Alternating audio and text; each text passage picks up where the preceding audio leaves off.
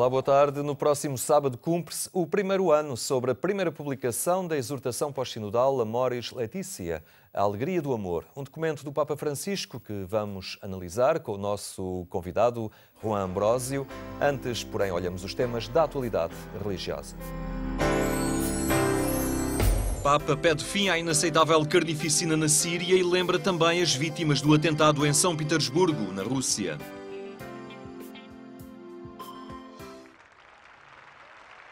É preciso acabar com o horror da guerra civil na Síria, que nos últimos dias subiu de tom com o alegado uso de armas químicas contra populações civis. Uma mensagem deixada pelo Papa Francisco durante a audiência pública com os peregrinos na Praça de São Pedro. Esprimo la mia ferma deplorazione per l'inaccettabile strage avvenuta ieri nella provincia dell'Idlib, dove sono state uccise decine di persone inermi, tra cui tanti bambini. A guerra na Síria, que opõe o governo do presidente Bashar al-Assad a forças contrárias ao regime, dura há mais de 6 anos e já provocou centenas de milhares de mortos e milhões de deslocados e refugiados. O alegado ataque químico em Idlib, uma localidade controlada pelos rebeldes, tirou a vida de pelo menos 72 pessoas, civis, entre as quais 20 crianças.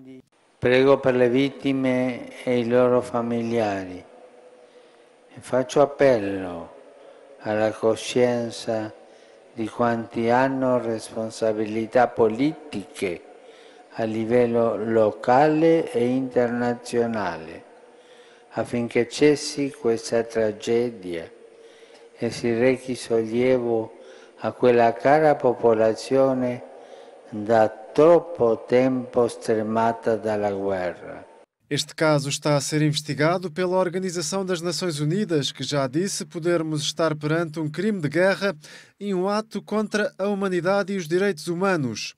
Durante a audiência, o Papa Francisco lembrou também as vítimas do atentado de segunda-feira em São Petersburgo, na Rússia, onde um homem suicida acionou uma bomba junto ao metro da cidade, matando pelo menos 11 pessoas e ferindo outras 40. Mio pensiero va in questo momento al grave attentato dei giorni scorsi nella metropolitana di San Pietroburgo, che ha provocato vittime e smarrimento nella popolazione. Mentre affido alla misericordia di Dio quanti sono tragicamente scomparsi, esprimo la mia spirituale vicinanza ai loro familiari e a tutti coloro che soffrono a causa di questo drammatico evento. Na sua reflexão, Francisco destacou ainda que nenhum conflito se resolve respondendo ao mal com o mal, mas perdoando sem vingança. Amém.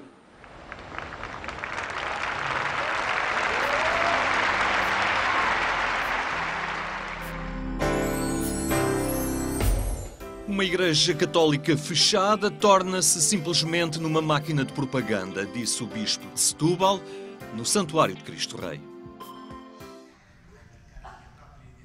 A ocasião era dedicada às famílias, com o Dia Diocesano da Família, mas Dom José Ornelas Carvalho abordou também o futuro da comunidade católica, alertando para a necessidade de uma igreja aberta e próxima de todos, sobretudo das pessoas mais carenciadas ou marginalizadas, que andam sem meios nem perspectivas de vida. De acordo com o bispo de Setúbal, cabe em primeiro lugar aos membros do clero, aos sacerdotes e bispos, serem rostos e sinais desse acolhimento perante os desafios da sociedade. Se por um lado a família deve aprender a ser igreja, a igreja deve aprender a ser família. Isto é, a igreja não pode ser simplesmente um supermercado religioso, tem de ser um espaço onde as pessoas sejam acolhidas, as famílias sejam acolhidas. No Santuário de Cristo Rei, Dom José Ornelas prosseguiu com o ciclo de catequeses inseridas no tempo da Quaresma, que têm colocado a tónica na realidade das famílias.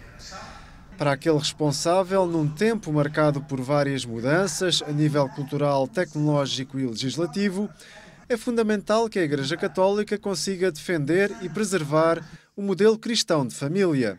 Isto não é para nos constituirmos numa frente de resistência, é para encontrarmos em busca com toda a sociedade, porque aqui o que está em causa não é uma questão confessional, é uma questão da família como tal, de ser humanos, como é que nós nos organizamos perante as capacidades novas que temos, mas também perante as dificuldades e os desafios que se colocam para gerir bem tudo isto que nós podemos e sabemos fazer.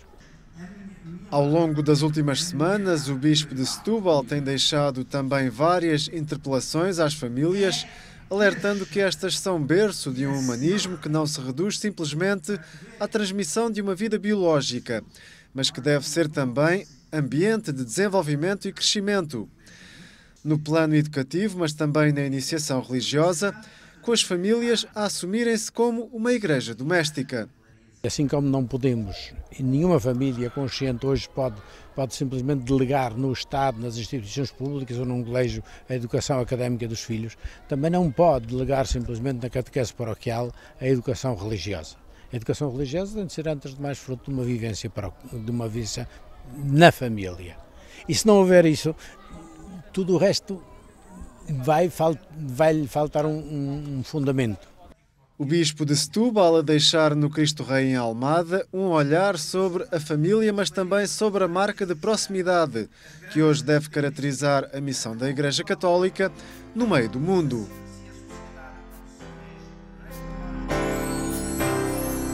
Os jesuítas promoveram uma Assembleia Social dedicada ao tema periferias, a partir do trabalho que realizam no terreno junto dos mais carenciados. A província portuguesa da Companhia de Jesus, os jesuítas, dinamizou uma Assembleia Social sobre as periferias que partiu do trabalho das 26 obras e movimentos da congregação junto dos mais carenciados. A primeira das duas intenções é fazer corpo. A segunda, sim, é esta, diante do desafio do Papa de ir às periferias, não ficar no já conhecido, ser capaz de repensar o que fazemos, sobretudo aqueles que mais precisam, e então escolhemos de facto o tema das periferias para este encontro. Aos jesuítas associa-se mais a vertente intelectual e cultural, mas a presença no âmbito social está presente desde a fundação por Santo Inácio de Loyola. Santo Inácio, curiosamente, século XVI, o fundador, Santo Inácio teve sempre este cuidado de estar na corte e ligar-se àqueles e ligar uns e outros. Portanto, nós também desde sempre temos tido gente a trabalhar no social, aqui nas paróquias da Margem Sul, também no Algarve, e de facto estes encontros vão permitindo que estes mundos se encontrem e que haja partilha e enriquecimento de um lado e de outro. A Assembleia Social é um encontro anual que se realizou pela terceira vez. O encontro reuniu durante 2 dias técnicos e voluntários que trabalham numa ou em todas as 26 instituições ligadas aos jesuítas em Portugal, como o voluntariado missionário, o trabalho em centros paroquiais ou com refugiados. Contamos com o apoio de todas as obras sociais, a nível também de integração de projetos onde os refugiados podem também beneficiar. E através também dos voluntários também ligados à companhia que procuram também dar algum testemunho da sua fé junto destas pessoas. Prestamos apoio a cerca de 150 crianças, desde creche até ATL. Depois temos também a parte dos idosos, onde prestamos também auxílio a cerca de 150 idosos, quer em ERPI, em serviço de apoio domiciliário e em centro de dia. Acima de tudo, nós procuramos estar com eles, estar seguindo a missão de acompanhar, servir e defender, poder estar com eles, ouvir as suas histórias e poder dar-lhes voz junto também das sociedades de acolhimento. Da parte dos idosos, e onde eu estou mais à vontade para falar, o isolamento, porque estamos numa freguesia rural. E nos últimos anos temos observado que de facto há um grande isolamento dos idosos, há uma grande procura e há pouca oferta. E as famílias não estão a ter capacidade para dar essa resposta aos seus pais, não é? O coordenador do setor social dos jesuítas em Portugal sublinhou a necessidade de repensar sempre como podem servir mais e melhor, algo que é pedido à Igreja. Em cada situação nova, num mundo que está sempre a mudar, agora a questão dos refugiados, etc., das migrações, repensar como estar presente e poder ajudar aí da forma como sabemos e podemos. Na Assembleia Social dos Jesuítas foram também partilhadas ideias para os movimentos de inspiração inaciana assinalarem o Dia Mundial dos Pobres a 19 de novembro. Este dia foi instituído pelo Papa Francisco na Carta Apostólica Misericordia et Misera e vai ser assinalado pela primeira vez em 2017.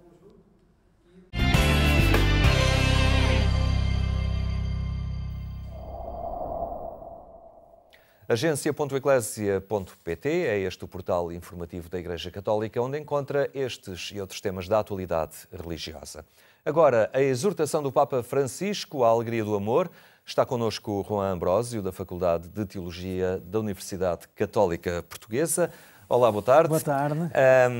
Este documento, a Alegria do Amor, do Papa Francisco, trouxe algumas novidades no sentido de uma perspectiva algo diferente sobre o relacionamento das pessoas em igreja, enquadrando este relacionamento amoroso na situação muito concreta da vida em que as pessoas hoje estão, não é?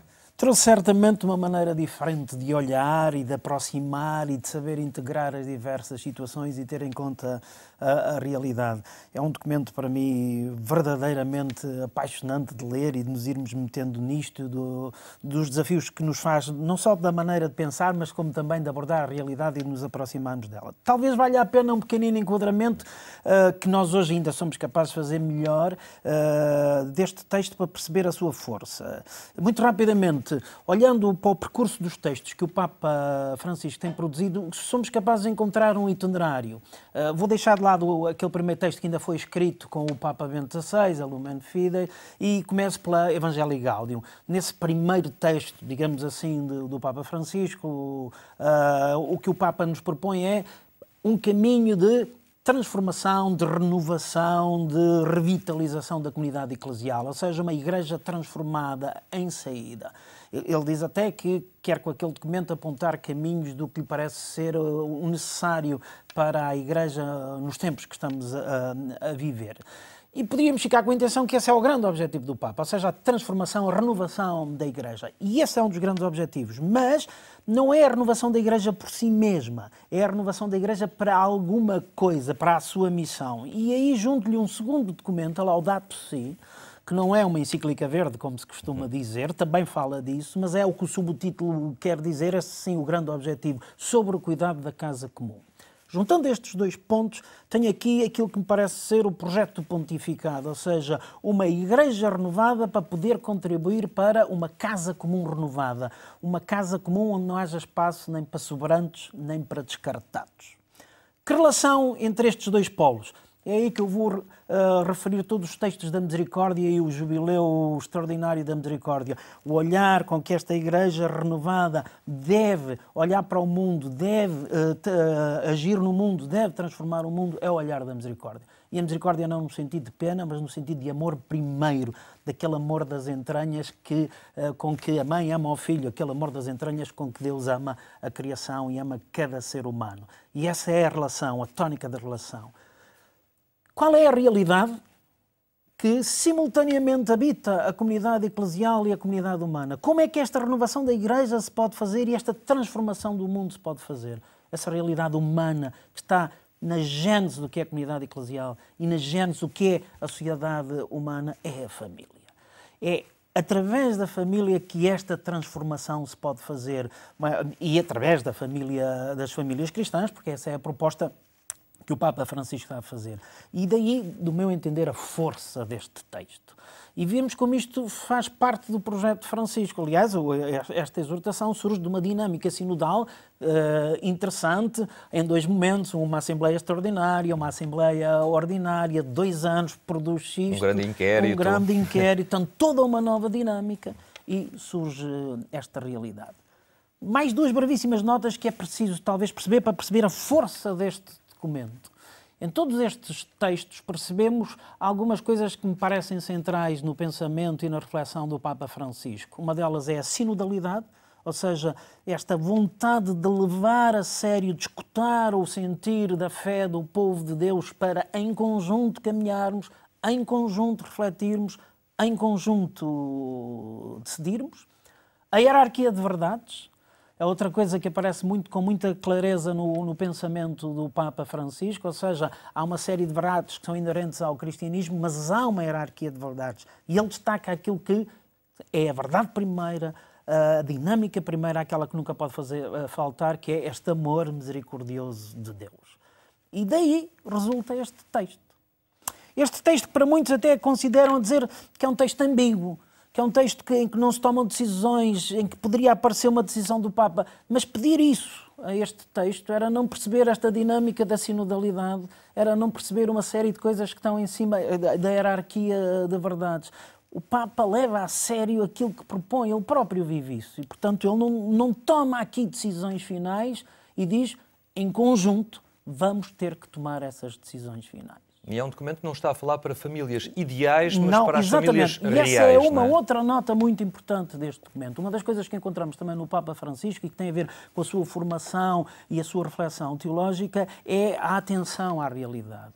Esta ideia de que, na realidade concreta da vida das pessoas, na realidade concreta da vida do povo, Deus fala, Deus interpela, Deus está presente. E, portanto, se soubermos olhar essa realidade com atenção, descobriremos também a revelação de Deus aí, o que Deus nos está a dizer. E é por isso que ele parte da realidade, não de uma realidade idealizada, mas daquela que ela é, com todos os seus desafios, com tudo. E olha para ela de uma maneira positiva, o tal amor misericordioso, dizendo isto é positivo. E aí encontro talvez uma das grandíssimas novidades deste texto. É que ele é capaz de conjugar algo que até poderia se parecer impossível à partida, é como apresentar a realidade tal como ela é, sem a mascarar, e simultaneamente o projeto de Deus tal como ele é, sem o diminuir. Porque parece que são incompatíveis. E o que o Papa faz neste texto, na minha maneira de ver, de uma maneira interessantíssima, é que ele não sublinha a distância entre a realidade e o projeto de Deus, como que surgindo o projeto de Deus como algo que esmaga a realidade, que aponta o dedo à realidade, que diz estás longe de mim. Pelo contrário, ele mostra o projeto de Deus como horizonte que atrai, como horizonte que chama, como horizonte para o qual essa realidade deve caminhar. É uma igreja que vai ao encontro de situações algo especiais. Portanto, a partir do concreto, ele tenta perceber e sublinhar o caminho que se faz em direção a um horizonte e não sublinha a distância, não sublinha o afastamento, pelo contrário, sublinha a aproximação. Isto já vinha também do Evangelho Gaudium, quando diz a igreja cresce por atração, não por proselitismo. Portanto, partindo da realidade, encontra aí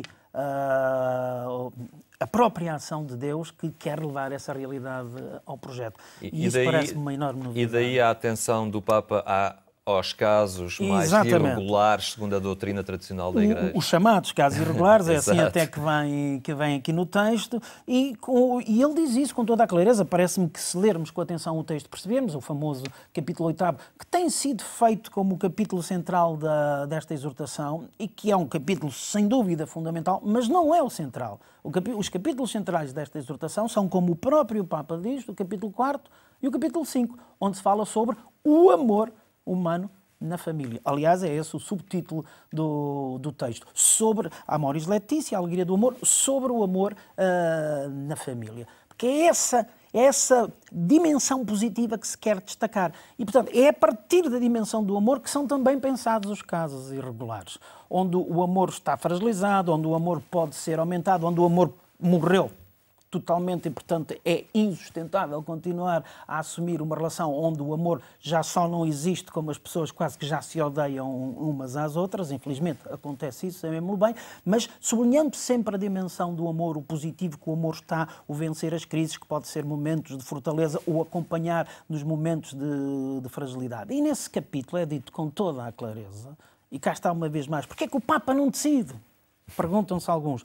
Mas o Papa diz, do meu ponto de vista, com toda a clareza, qual é a opinião dele.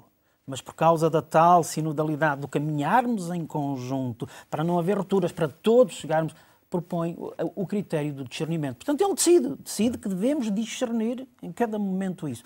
E o horizonte está dito, porque o capítulo 8º chama-se Acompanhar, Discernir para integrar a fragilidade. Portanto, está dito qual é o objetivo.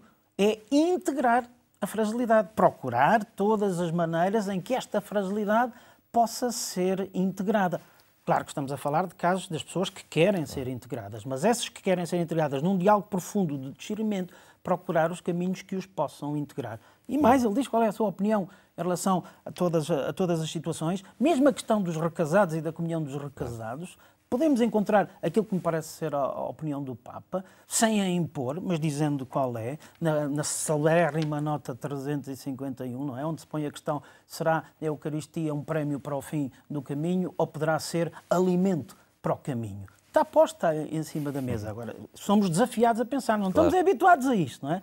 Estamos mais habituados a que nos digam as indicações e depois nós seguimos essas orientações. E aqui somos chamados a ser protagonistas do processo. E fica também o desafio, agora, a prestar mais atenção ao capítulo 4 e 5. O 4 e 5, porque essa é a chave de leitura. Exatamente. É a partir do amor, desse amor Exato. que está fundamentado em Deus, que brota do próprio mistério de Deus, acreditamos nós, não é? É a partir daí que devemos também olhar a realidade, agir sobre a realidade, transformar a realidade. Um texto muito positivo, que nos ajuda a pensar. E, sobretudo, o que está em cima da mesa, penso que é este plano global de, através da família, esta realidade tão central, não só do ponto de vista humano, mas também do ponto de vista cristão, poder contribuir para essa transformação do mundo. Um mundo diferente, mais humano. Muito bem. Muito obrigado. Então, é um prazer. Amoris Laetitia, o nome latino da alegria do amor, proposto há um ano pelo Papa Francisco. Agora, a lembrar que mais logo também ainda pode acompanhar a edição de rádio do programa Eclésia. É na Antena 1, quando forem 22h45.